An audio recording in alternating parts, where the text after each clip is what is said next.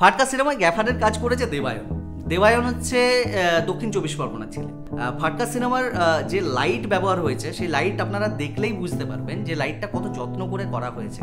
যেখানে শুটিং হচ্ছে সেখানে সমস্ত কিছু লাইটের তদারকি করা এবং সেট করা এবং কোথায় কোন লাইটটা পড়বে, কোথায় কতটা লাইট লাগবে, সমস্তটা দেবায়ন দেখেছিল। আর সাথে গাইড করেছিল নীলাদ্রি।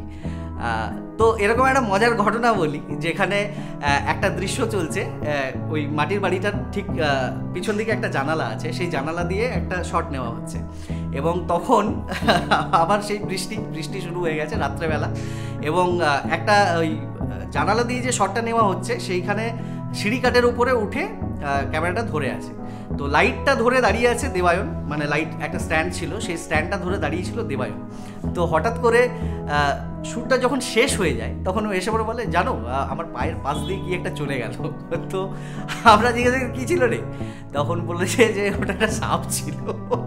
দেবায়ন খুব যত্ন করে, খুব পরিশ্রম করে কাজটা করেছে এবং ওর কাজটা দেখার জন্য আপনাদেরকে আসতেই হবে বাঁকুড়া রবীন্দ্র ভবনে 4 ও 5ই জানুয়ারি দুপুর 3টে, বিকেল 5টা, সন্ধ্যে 7টা। অবশ্যই আসুন।